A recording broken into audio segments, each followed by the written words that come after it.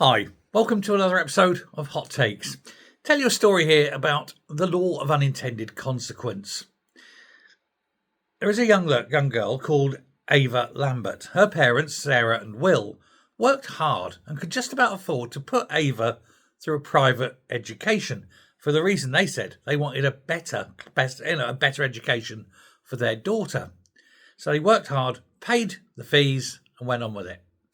Then Labour come to power and decide that's not enough. We've got to put VAT onto private education. So they did. Ava's parents could no longer afford the fees. And so Ava was forced to leave private education and go into the state system. And so Sarah and Will looked around and tried to find schools in the area.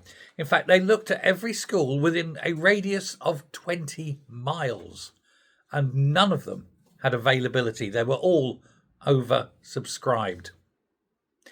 They found one school. It was 25 miles away. They did have a place, and so Ava was able to get there.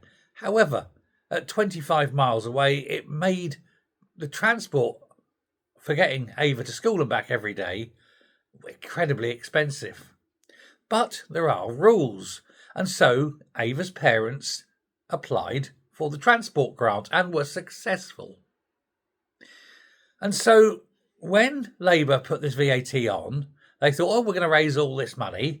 And instead of raising what would have been £3,500 to go into the coffers that they thought they were going to get, they're not only losing that £3,500 because they're not getting it, but they're now also having to fork out £8,000 a year in taxi fees, because the rules are there.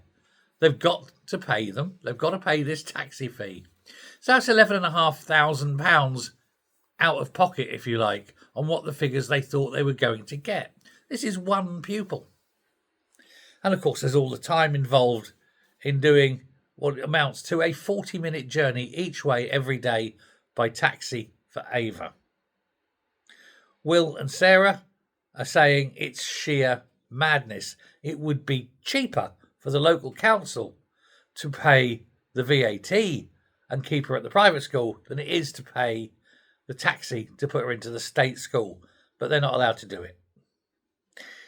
And so you see the lunacy of this policy. But of course, this policy was never, ever about raising money.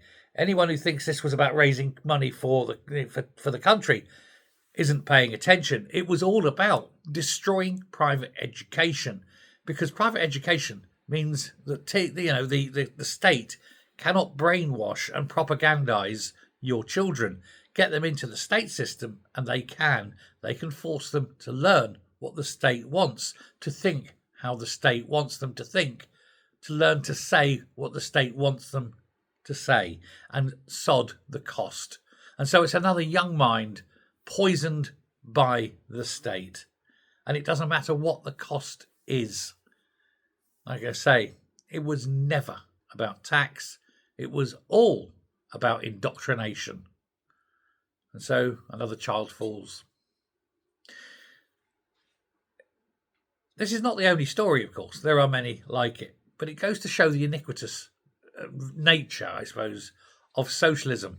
They'd rather a child had its future destroyed, had the education it was receiving, eradicated, rather than letting a child slip through the net and be held in the iron fist of a socialist government.